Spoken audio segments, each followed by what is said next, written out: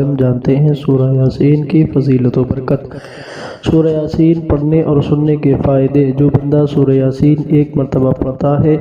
اللہ پاک اس کو ایک بار پڑھنے سے 10 کلام مجید پڑھنے کا ثواب عطا فرماتا ہے۔ ایسے ہی اگر کوئی بندہ پڑھ نہیں سکتا تو صرف سننے سے بھی انشاءاللہ اس کو 10 کلام مجید پڑھنے کا ثواب ملے گا۔ سورہ یاسین کی فضیلت بہت ہی ارفع و اعلیٰ ہے۔ جس بندے نے جس مقصد کے لیے پڑھی، اللہ پاک نے اس کے اس مقصد کو پورا فرما دیا۔ اگر آپ کو کوئی پریشانی ہے تو اس پریشانی سے نجات کے لیے چاہتے ہیں تو اس پریشانی کو دور کرنے کے لیے سورہ یاسین پڑھیں یا سنیں۔ ایک مرتبہ سن لیں، انشاءاللہ تبارک و تعالی سننے سے آپ کی پوری پریشانی دور ہو جائے گی۔ اگر کوئی انسان بے اولاد ہے تو وہ چاہتا ہے کہ مجھے نیک صالح اولاد ہو، تو اللہ کی بارگاہ میں سورہ یاسین پڑھ کر دعا کرے، انشاءاللہ تبارک و تعالی سورہ یاسین کی برکت سے اللہ پاک اس کو صاحب اولاد بنا دے گا۔ اور ہاں، اگر پڑھ سکتا ہے تو پڑھنا بہتر ہے، افضل ہے۔ پانی پر دم کر کے پیے، اپنے اوپر پڑھ کر پھونک لے، اللہ پاک کی بارگاہ میں دعا کرے، انشاءاللہ پاک اس کو اس بیماری سے یا پریشانی سے شفا ملے گی اور اس کا یہ مسئلہ بھی حل ہو جائے گا۔ اگر کوئی بندہ غیر مقدمے میں پھنسا ہوا ہے، وہ چاہتا ہے کہ مجھے رہائی ملے، تو اللہ کی بارگاہ میں سورہ یاسین پڑھ کر پیش کرے اور اللہ سے دعا کرے، انشاءاللہ پاک سورہ یاسین کی فضیلت و برکت سے، اللہ کے فضل سے اللہ پاک اس کو جلد سے جلد رہائی عطا فرمائے گا۔ اور کوئی بندہ بے روزگار ہے، وہ چاہتا ہے مجھے کوئی نیک صحیح حلال رزق اور کاروبار کمانے کا کچھ ذریعہ مل جائے، تو سورہ یاسین پڑھ کر یا سن لے اور اللہ پاک کی بارگاہ میں سچے دل سے توبہ کرے، انشاءاللہ پاک وہ بندے کو اللہ پاک جلد سے جلد حلال رزق کے انتظامات عطا فرما دے گا۔ اللہ کی بارگاہ میں ہمیشہ سورہ یاسین پڑھتا رہے، سنتا رہے۔ اگر کوئی مقصد بھی نہیں ہے تب بھی سنتا رہے، اور ہر انسان کا ایک نہ ایک مقصد ضرور رہتا ہے، خالی کیونکہ ایسا ہوتا ہے انسان خواہشات کا ایک پتلا ہے، اس کو ایک خواہش پوری ہوتی ہے تو اس کو دوسری خواہش کی طلب لگ جاتی ہے۔ اس لیے میرے بھائیوں، اس کو سنتے رہیں۔ اگر کسی بندے کا نکاح نہیں ہو رہا ہے یا کچھ والدین ہیں وہ چاہتے ہیں ہمارے بچے کے لیے نیک رشتہ ملے،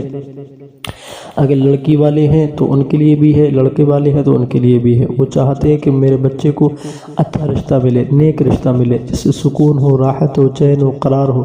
تو سورہ یاسین پڑھ لے۔ نہیں پڑھ سکتا تو صرف سن لے، اللہ پاک کی بارگاہ میں دعا کرے سن کر، انشاءاللہ پاک اللہ کے فضل و کرم سے اس کے لیے نیک رشتے کا انتظام اللہ پاک عطا فرمائے گا۔ کسی کے کاروبار میں، دکان میں، مکان میں، رزق میں، کمائیوں میں، کھیت میں، کھلیان میں برکت نہیں ہو رہی، تو سورہ یاسین پڑھ کر سن کر اللہ پاک کی بارگاہ میں دعا کرے، انشاءاللہ پاک اس کے تمام کاموں میں برکت ہونے لگے گی۔ گھر میں بے برکتی ہے، سورہ یاسین پڑھ لے یا سن لے، انشاءاللہ پاک گھر سے بے برکتی جاتی رہے گی۔ ریگولر سنتے رہیں، اللہ کے ذکر سے اپنے دلوں کو، اپنے گھروں کو محسوس کرتے رہیں، اور جس جگہ پر اللہ پاک کے کلام مجید کی تلاوت ہوتی ہے اس جگہ پر رحمت و انوار کی بارش ہوتی ہے، اس جگہ پر اللہ پاک نزول فرماتا ہے رحمت کا، فرشتوں کا، اور اللہ پاک اس جگہ سے بے برکتی کو دور فرما دیتا ہے۔ یہ قرآن عظیم کی فضیلت و برکت ہے، یہ قرآن عظیم کا ایک معجزہ ہے کہ جس جگہ پر پڑھا یا سنا جائے اللہ پاک رحمت و انوار کی بارش عطا فرماتا ہے۔ اگر کوئی بندے کے دکان میں برکت نہیں ہوتی، وہ چاہتا ہے کہ میرے دکان میں خوب برکت ہو، گراہک آئیں، تو سورہ یاسین پڑھ کر اللہ پاک کی بارگاہ میں پیش کرے، اللہ پاک سے دعا کرے، انشاءاللہ پاک اس کی دکان میں خوب گراہک آنے لگیں گے، خوب برکت ہونے لگے گی، رزق میں، دکان میں خیر و برکت ہونے لگے گی، پیسے میں برکت ہونے لگے گی۔ اس سورہ یاسین یہ کہیے ایک دعائے حاجات ہے، اللہ کی بارگاہ میں آپ نیک دعا جائز تمنا لے کر پڑھیں گے، انشاءاللہ پاک اللہ پاک آپ کی اس تمنا کو، اس خواہشات کو پورا فرما دے گا۔ اگر کوئی بھی بندہ کسی بھی مسئلے کا حل چاہتا ہے، سورہ یاسین پڑھ لے، سن لے، اللہ پاک کی بارگاہ میں سچے دل سے توبہ کرے، تو اللہ پاک اس کی اس دعا کو ضرور قبول فرماتا ہے۔ رزق کی بارش ہوگی، پیسے کی بارش ہوگی، رزق کی برکت ہوگی، رزق میں برکت ہوگی، پیسے میں برکت ہوگی، عمر میں برکت ہوگی، کاروبار میں برکت ہوگی، دکان میں برکت ہوگی، گھر میں برکت ہوگی، خیر و برکت ہوگی، اور آپ کے گھر میں خوب برکتیں ہوں گی، رزق میں برکت ہوگی، پیسے میں برکت ہوگی، عمر میں برکت ہوگی۔ اس سے برکت کا ایک وظیفہ ہے، برکت کا ایک خزانہ ہے، برکت کا ایک تحفہ ہے، یہ کہیے۔ تو آپ کو چاہیے دن کے کسی بھی حصے میں ایک مرتبہ ضرور سنیں، اگر دن میں نہیں سن سکتے رات میں سوتے وقت سنیں، بہتر ہے کہ صبح کا آغاز کریں، انشاءاللہ پاک آپ को गैब से मदद मिलेगी, अल्लाह पाक अपना फजल करम रहम अता फरमाएगा। चलिए अब हम शुरू करते हैं, आप उसको सुनिए। सुनने से पहले ईयरफोन वगैरह कानों में लगा लीजिए, इंशाअल्लाह बड़ा ही लुत्फ़ आएगा और आपको सुकून भी मिलेगा। चलिए अब हम पढ़ते हैं, आप समाअत कीजिए। अऊज़ु बिल्लाहि मिनश शैतानिर रजीम, बिस्मिल्लाहिर रहमानिर रहीम।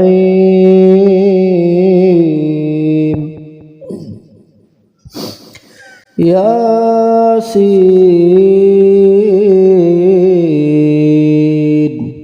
वल क़ुरआनिल हकीम, इन्नका लमिनल मुरसलीन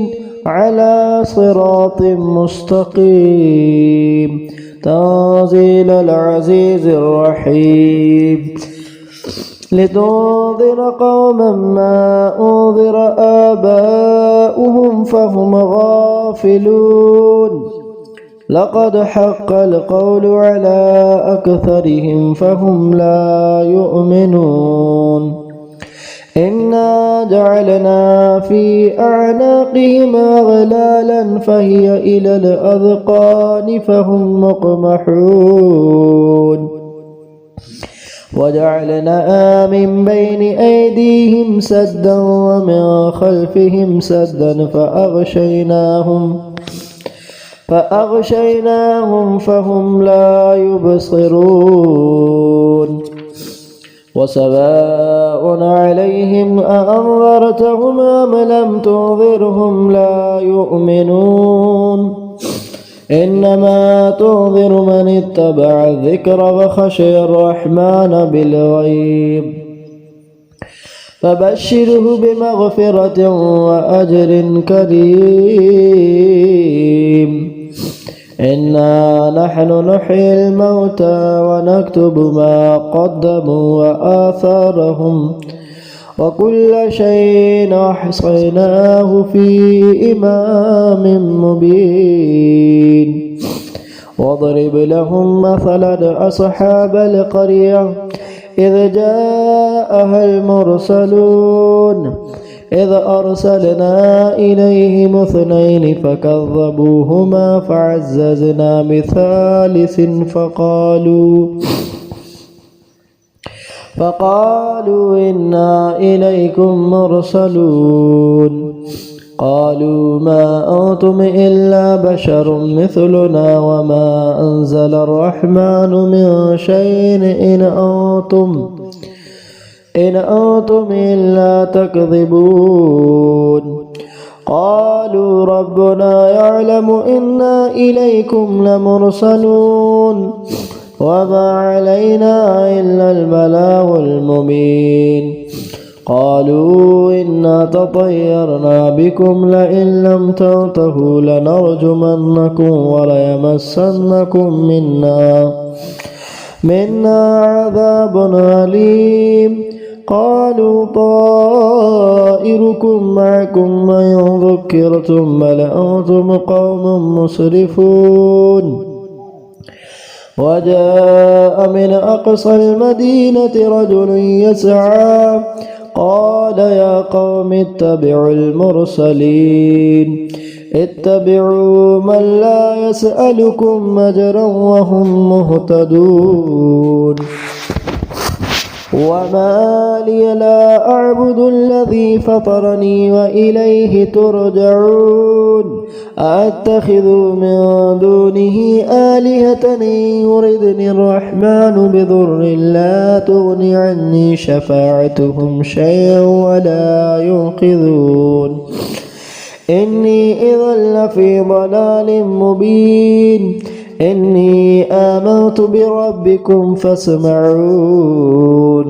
क़ील उद्ख़ुलिल जन्नह क़ाल या लैत क़ौमी यअलमून। बिमा ग़फ़र ली रब्बी वजअलनी मिनल मुकरमीन। वमा अंज़लना अला क़ौमिही मिन बअदिही मिन जुन्दin मिनस समाइ वमा कुन्ना मुरसिलीन। इन कानत इल्ला सयहतन वाहिदतन फ़इज़ा हुम ख़ामिदून। या हसरतन अलल इबाद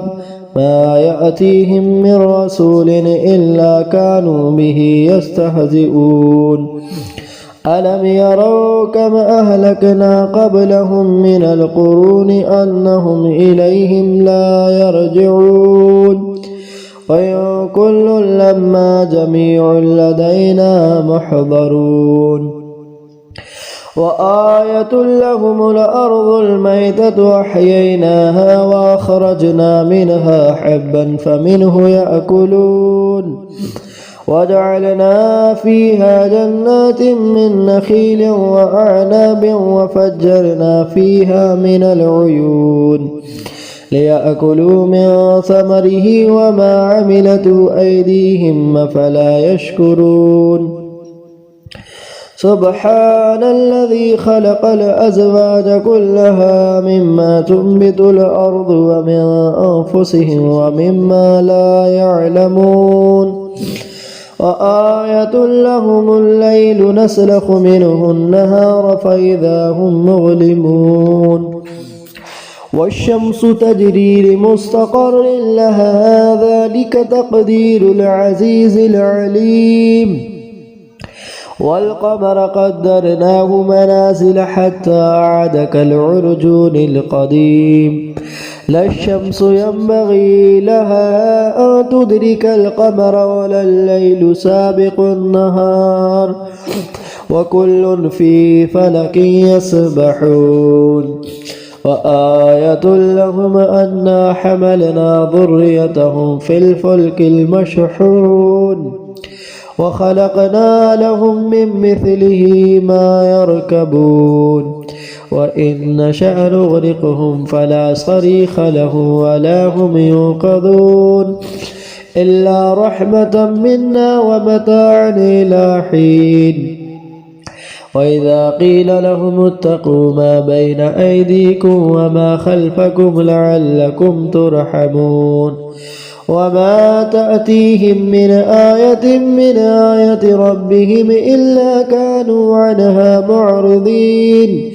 وإذا قيل لهم انفقوا مما رزقكم الله قال الذين كفروا للذين آمنوا ونطعم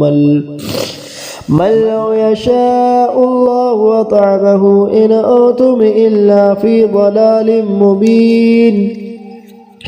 ويقولون متى هذا البعد إن كنتم صادقين ما ينظرون إلا صيحة واحدة تأخذهم وهم يخصمون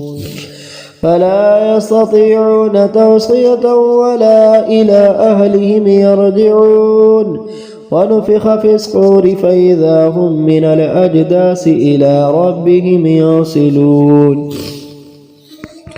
قالوا يا ويلنا من بعثنا من مرقدنا هذا ما وعد الرحمن وصدق المرسلون إن كانت إلا صيحة واحدة فإذا هم جميع لدينا محضرون فاليوم لا تظلم نفس شيء ولا تجزون إلا ما كنتم تعملون إن أصحاب الجنة اليوم في شغل فاكهون هم وأزواجهم في ظلال على الأرائك متكئون لهم فيها فاكهة ولهم ما يدعون سلام قولا من رب رحيم وامتأذوا اليوم أيها المجرمون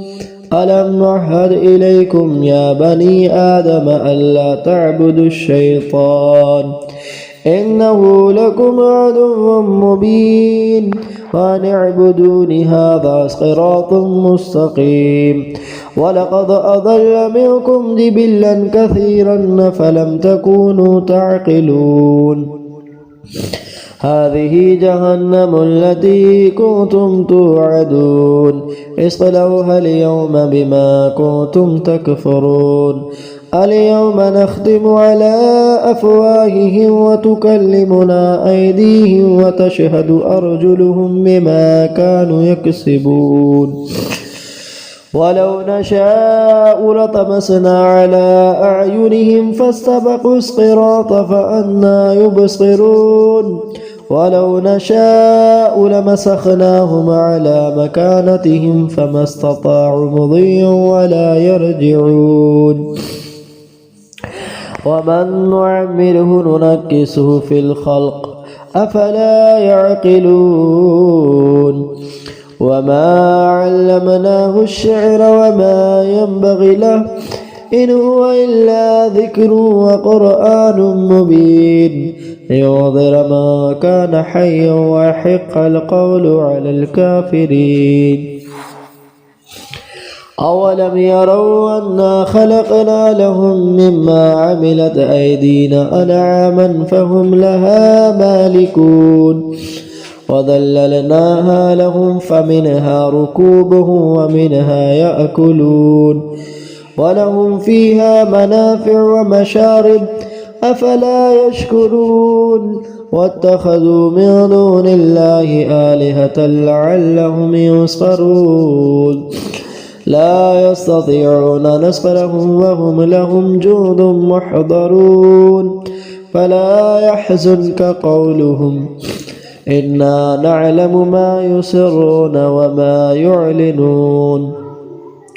أولم ير الإنسان أنا خلقناه من نطفة فإذا هو خصيم مبين وضرب لنا مثلا ونسي خلقه قال من يحيي العظام وهي رميم قل يحييها الذي أنشأها أول مرة وهو بكل خلق عليم الذي جعل لكم من الشجر الأخضر نارا فإذا أنتم منه توقدون أوليس الذي خلق السماوات والأرض بقادر على أن يخلق مثلهم بلى وهو الخلاق العليم إنما أمره إذا أراد شيئا أن يقول له كن فيكون فسبحان الذي بيده ملكوت كل شيء وإليه ترجعون ياسين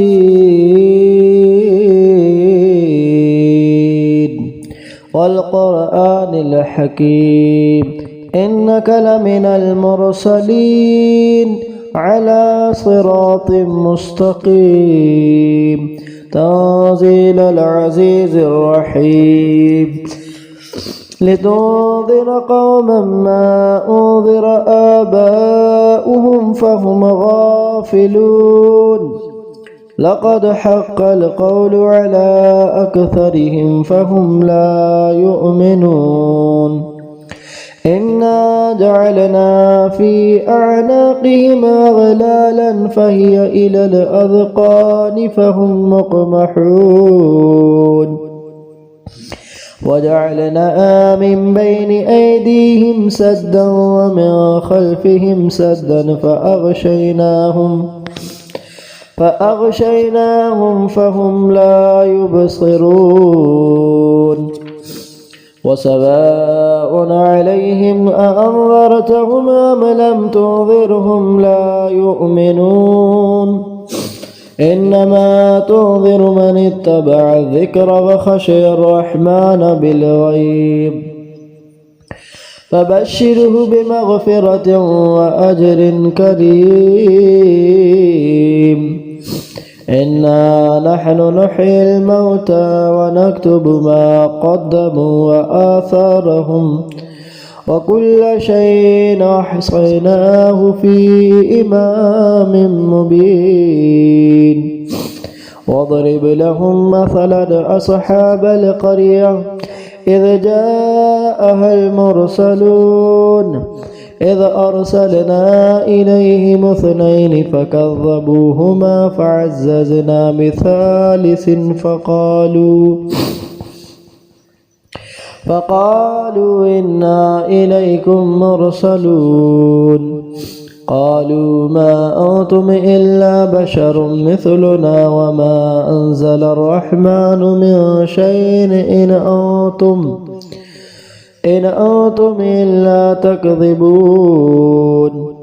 قالوا ربنا يعلم إنا إليكم لمرسلون وما علينا إلا البلاغ المبين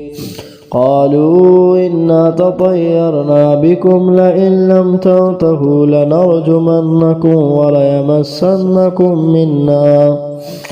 منا عذاب أليم قالوا طائركم معكم وإن ذكرتم بل أنتم قوم مسرفون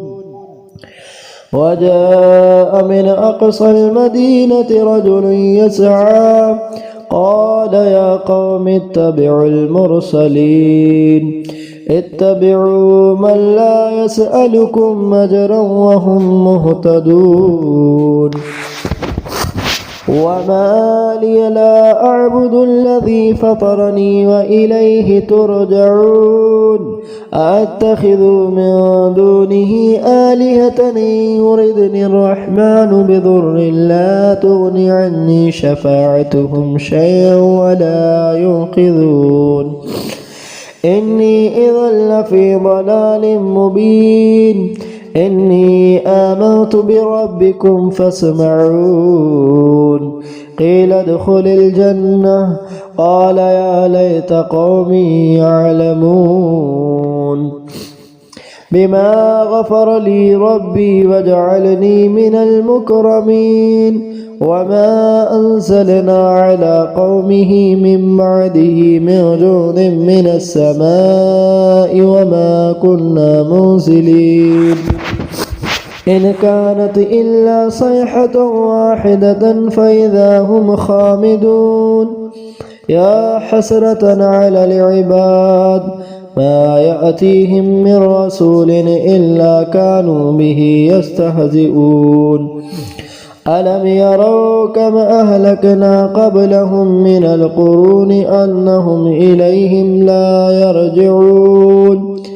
وإن كل لما جميع لدينا محضرون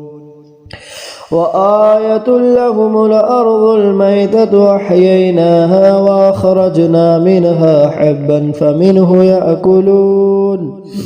وجعلنا فيها جنات من نخيل وأعناب وفجرنا فيها من العيون